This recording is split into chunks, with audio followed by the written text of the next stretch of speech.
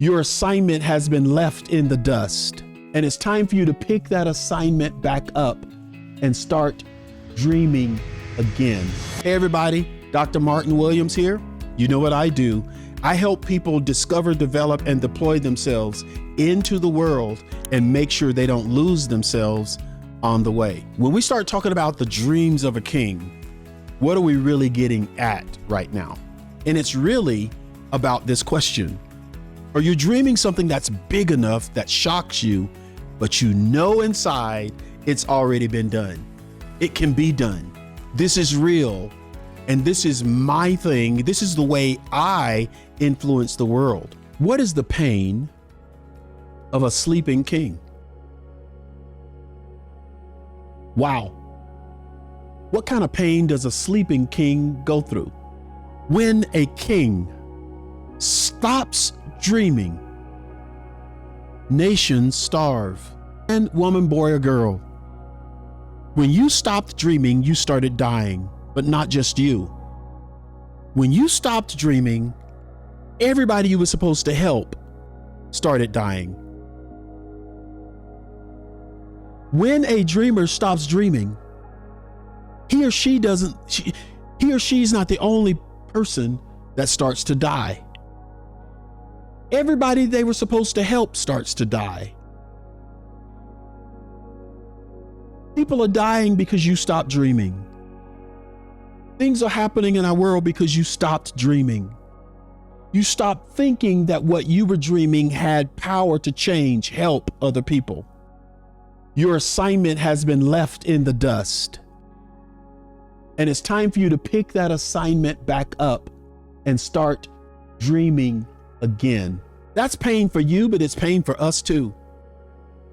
Because a sleeping king leaves his throne unguarded. A sleeping king leaves her throne unguarded. And people, they're denied the pleasure. They're unled. They are unmotivated. They are discarded because you're not doing it. Many leaders are awake physically, but asleep spiritually.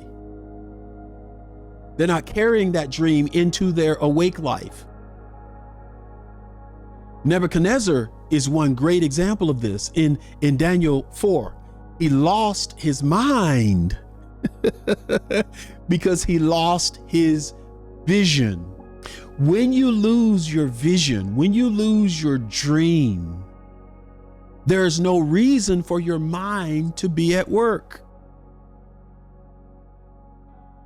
Your mind's not at work because your dream is dead.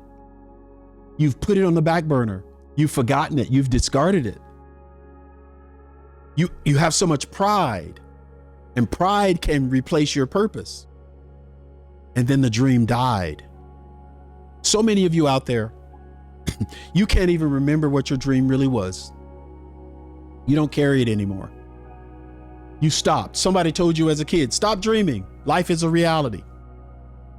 You know, you're coughing rainbows, and you're spitting out butterflies, and they're like, life is not like that, and you believed it. So now you're in the grasp of everybody else around you because you stopped dreaming. You're not pursuing anymore. You're just standing there guarding this little idea that you've not expanded on. You confuse comfort with calling.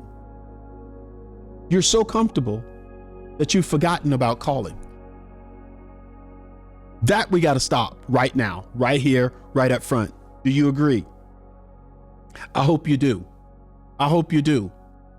So there are some things that we have to look at. Some of us stopped dreaming when the business failed. Some of us stopped dreaming when the relationship fell apart and it broke away. We stopped. Some stopped dreaming when money got tight. But you can't reign if you won't risk. You got to figure out how to recover, my friend. That's why this is so important for you. You must recover. You must go back and be reminded of your dreams. Every dream you have will die in the hands of where they become comfortable. Pain isn't the end of your dream. It's the push forward for your destiny.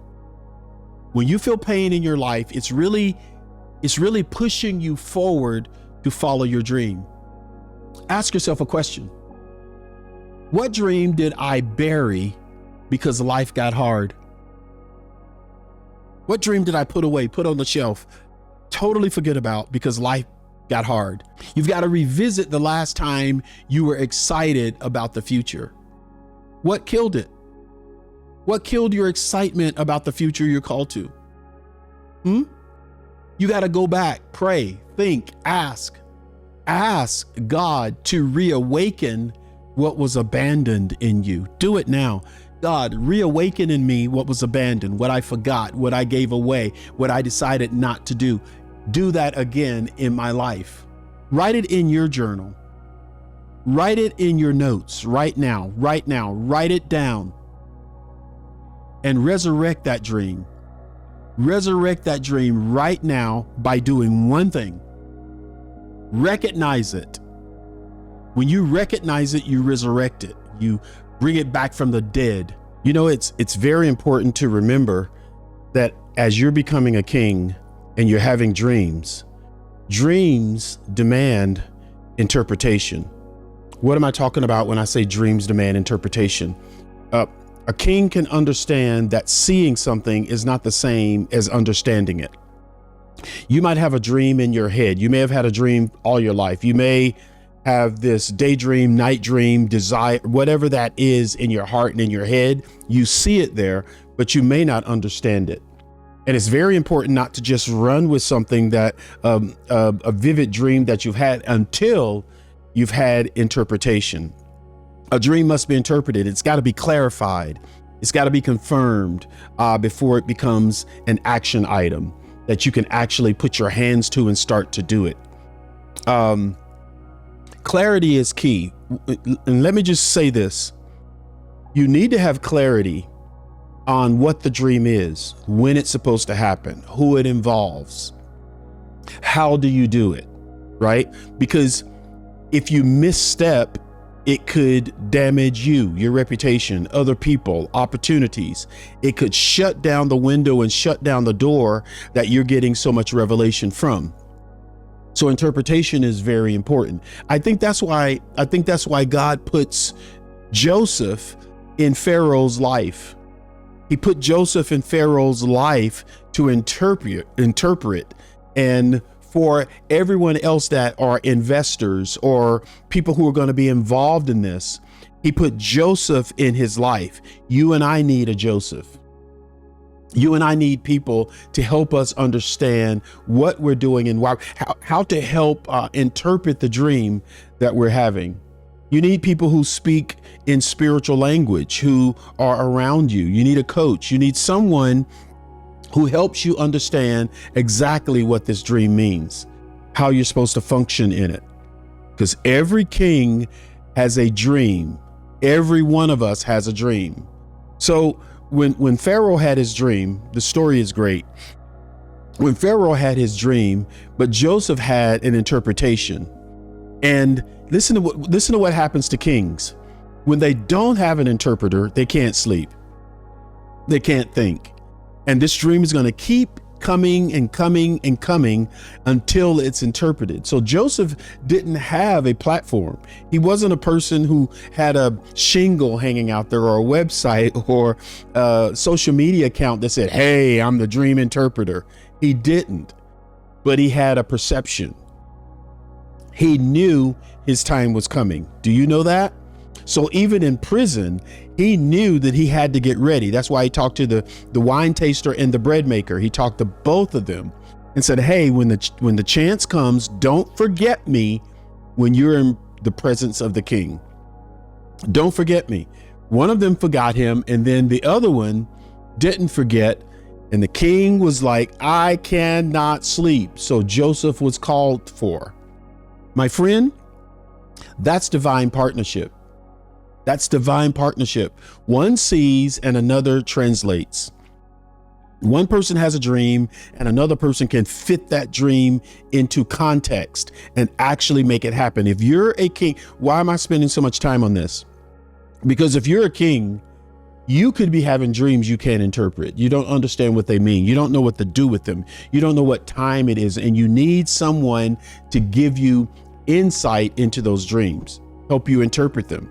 Absolutely. You have to know that. So if you're surrounded by people who can't interpret your dream, they'll always misjudge your destiny. Say it one more time for the people in the back.